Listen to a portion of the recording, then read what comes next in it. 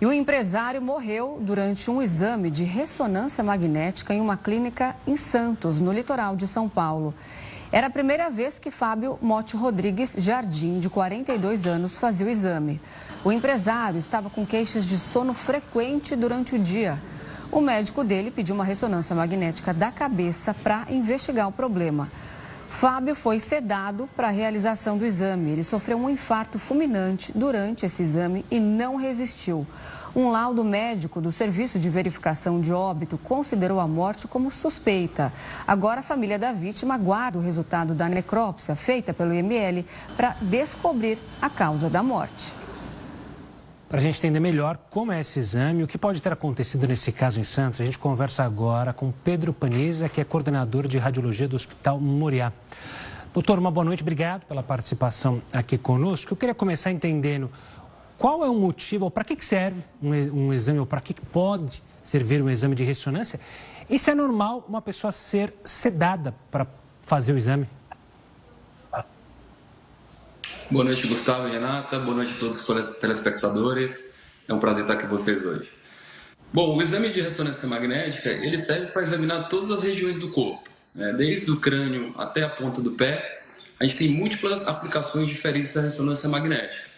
E com os anos e com o surgimento das novas sequências, a gente hoje usa para examinar todos os órgãos e todos os sistemas. Em relação ao uso da anestesia em si, da sedação, a gente sabe que cerca de 5 a 10% dos pacientes eles podem ter algum grau de ansiedade ou mesmo claustrofobia no momento da realização do exame de ressonância magnética. E como se trata de um exame onde há uma entrada em um tubo, isso pode gerar uma certa ansiedade nesses pacientes. A grande maioria das vezes é completamente reversível. Durante a conversa com o paciente, ele entende o que é o aparelho, como é feito o exame, e não é necessário realizar uma sedação ou anestesia para a aquisição das imagens. Mas como é importante que o paciente fique restrito ao leito, imóvel durante a aquisição das imagens, sobretudo crianças ou pacientes que não tenham como controlar essa ansiedade, é necessário o uso da anestesia. E o procedimento em si, desde acompanhado com um anestesista, o procedimento é super seguro, né? É uma coisa que é do nosso dia a dia, da nossa prática, e basicamente é isso. Doutor, agora alguns pacientes, eles tomam contraste para fazer esse exame. Eu queria te perguntar se essa é uma substância que tem que ser tomada toda vez que vai fazer uma ressonância magnética. Tem gente que é alérgico a essa substância, ela pode dar algum tipo de complicação mais grave? Ótimo ponto, Renata. O contraste ele é usado em indicações específicas, nem todos os exames demandam contraste, né?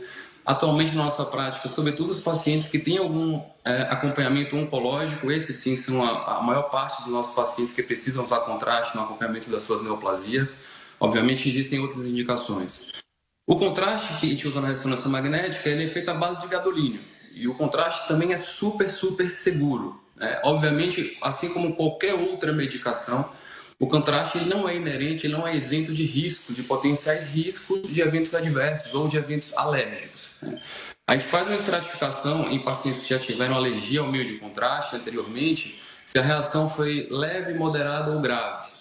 Os pacientes que já tiveram alguma reação alérgica grave, que a gente considera, entre elas, choque anafilático, edema de glote ou um broncoespasmo severo, esses pacientes, geralmente, o contraste passa a ser contraindicado formalmente neles. Os pacientes que tiveram reação apenas leve ou moderada, esses pacientes eles podem fazer uso de contraste novamente, desde que tenhamos alguns cuidados específicos, sobretudo dessensibilização, que é usar medicações que protejam ou diminuam a chance de uma nova reação adversa e, obviamente, sempre em pacientes que têm um potencial risco, a gente vai ter um cuidado a mais com monitorização e preparo, que já fazem parte do protocolo de rotina mesmo.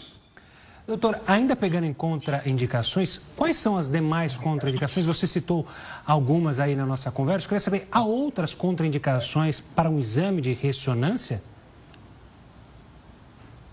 Sim, existem contraindicações relativas e contraindicações absolutas, né? As contraindicações absolutas, elas estão sempre relacionadas a dispositivos, na maior parte das vezes, a dispositivos externos. Então, à medida que a gente começou a criar os marcapassos, os primeiros marcapassos, o advento da ressonância ainda não estava tão estabelecido. Então, os marcapassos mais antigos, eles não são compatíveis com ressonância magnética, assim como alguns implantes cocleares que os pacientes usam nos ossos temporais, ou por vezes alguns clipes de aneurisma, né, sobretudo os datados antes de 1990. Então, as contraindicações absolutas geralmente estão relacionadas a dispositivos metálicos. As contraindicações relativas, elas são mais frequentemente relacionadas a algumas próteses, né? A ressonância magnética, como ela funciona como um grande ímã para a formação da imagem, então o paciente, ao entrar nesse túnel, a gente faz uma excitação nesse grande ímã que permite a formação das imagens. E aí, alguns componentes metálicos que são ferromagnéticos, esses são contraindicados a serem submetidos a esse ímã, que é a ressonância magnética.